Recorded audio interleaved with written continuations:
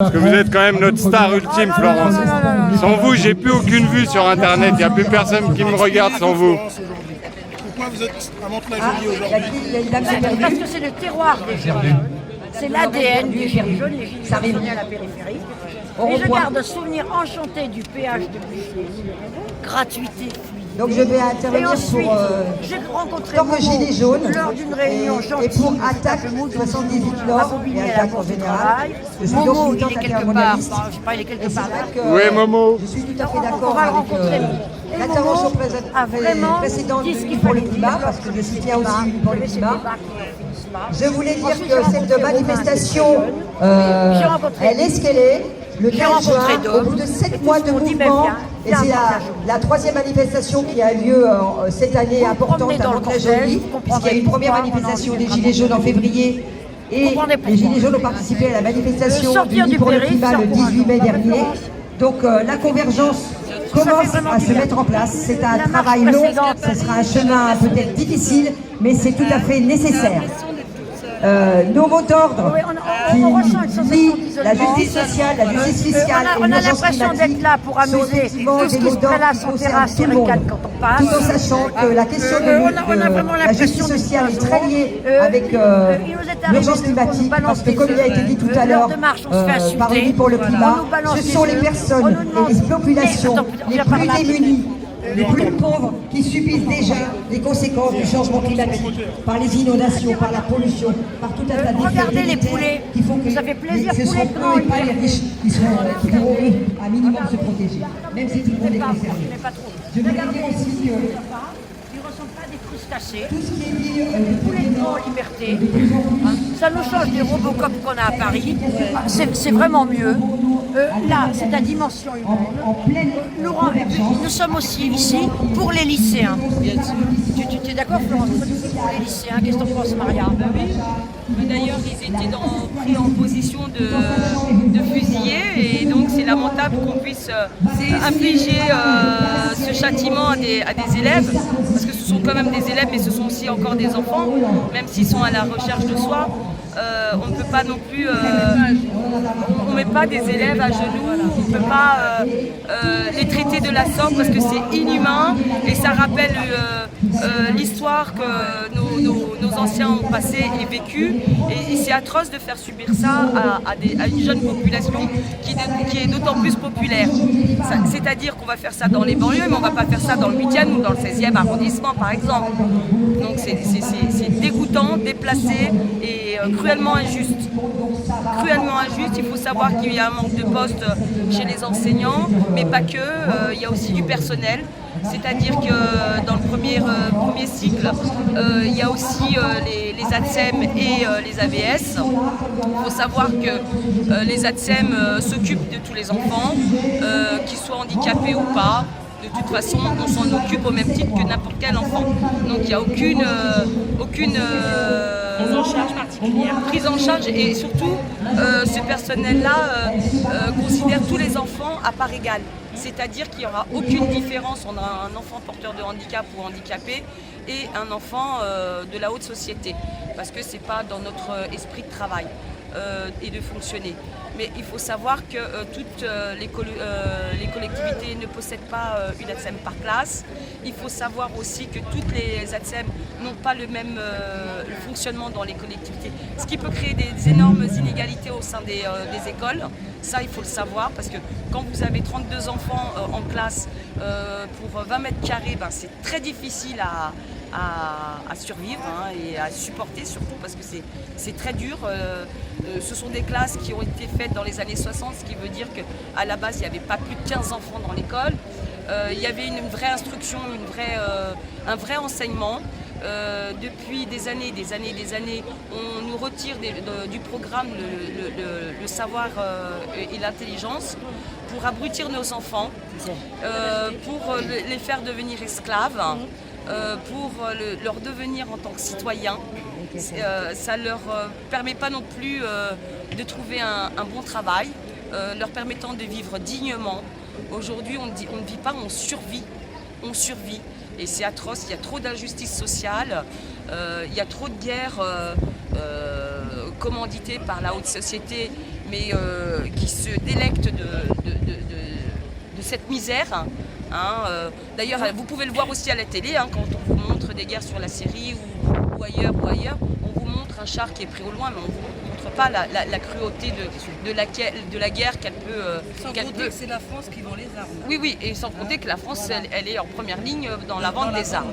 Donc c'est hypocrite du gouvernement français. On devrait, alors on se plaint de trop plein de migrants, mais arrêtez de faire des guerres.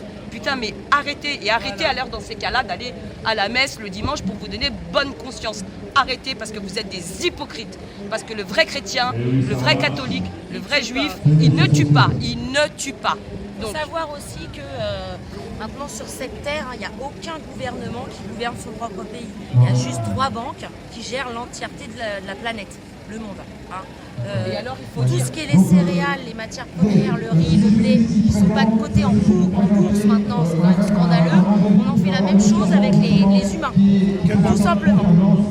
il faut dire Les Rothschild, et il y en a 2 autres, les bots, ils sont 3, dont les Rothschild, ils gèrent complètement le monde. C'est eux qui dirigent les gouvernements, par des lobbies, etc. Nous, le service public se meurt, c'est juste pour engraisser les banques. Notre gouvernement n'a absolument pas son mot à dire sur ça. C'est des accords passés entre capitalistes et basta. Donc on perd nos services publics. Vous allez dans un commissariat, un hôpital, une école, une mairie, tout est en décrépitude. Il n'y a pas de trombone, il n'y a pas de lit, il n'y a que dalle. Il y a rien. C'est scandaleux. Les transports devraient être gratuits, la cantine devrait être gratuite, tout devrait être du service public. On nous vole nos installations de service national, les barrages, tout ce genre de choses, les aéroports. La Française des Jeux, elle n'est que bénéficiaire. C'est un cadeau à un pote, basta. On ne gagnera que de l'argent avec la Française des Jeux. On leur donne. Tout ça, c'est du patrimoine national avec un but de service public qui nous appartient en raison de l'article 9 du préambule de la Constitution de 46 qui oblige toutes les entreprises à but public à devenir nationales. Et bien là, on y fait l'inverse. On donne notre cul et on donne des cadeaux. Basta. On va finir par nous, matière humaine, à être coté en bourse également. Au bout d'un moment, ça va finir comme ça. Vous avez essayé la pétition pour ADP? Évidemment. Moi, je vais la signer un peu plus tard parce que j'attends un petit peu que les bugs passent. Apparemment, il y aurait beaucoup de Vous bugs. l'avez en papier. Pour ceux que ça passe pas sur Internet, elle existe en papier. Je vous la distribue. Voilà. C'est le CERFA. Voilà, c'est un CERFA. 15 264 étoile 02. Qu'est-ce qui nous garantit que le gouvernement ne va pas tricher? Rien de toute façon, on a voté non par référendum à l'Europe il y a des années et on est dans l'Europe. Et on a voté non. Donc rien ne nous garantit. On est trahis depuis 40 ans, c'est une trahison nationale, ils devraient tous aller en prison comme ils ont fait là-haut, dans les pays scandinaves. Tout le monde dégage. Ils sont en train de vendre notre pays et de le donner.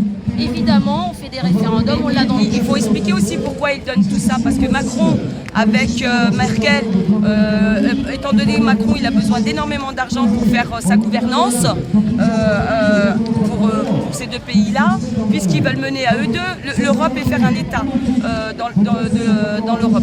Donc il a besoin énormément d'argent, donc ils volent de l'argent qui nous appartient, notre savoir-faire, les bijoux de famille, et ça, c'est inadmissible. Alors c'est vrai qu'au référendum, lors de 2015, c'est ça, pour l'Europe, 2005, on a voté à 55% le non. Le non, on nous l'a fait passer au travers de nos espoirs. Donc on détruit le service public, on détruit tout, et à côté de ça, on nous parle d'économie sociale. Il faut arrêter. On nous parle de justice sociale, d'économie sociale, des égalités femmes-hommes, ce qui n'est pas du tout vrai, puisqu'on permet aujourd'hui de violer nos enfants sans impunité. Il faut voir que dans le gouvernement, il y a de la pédocriminalité et qui sont impunis. Ces gens-là sont impunis. Il faut savoir qu'un fonctionnaire, quand il rentre dans la fonction publique, il doit avoir un casier vierge, ce qui n'est pas le cas pour beaucoup de gens qui sont mis en place et qui gagnent des fortunes à ne rien faire, à part pourrir notre vie, et ils ne sont pas contents.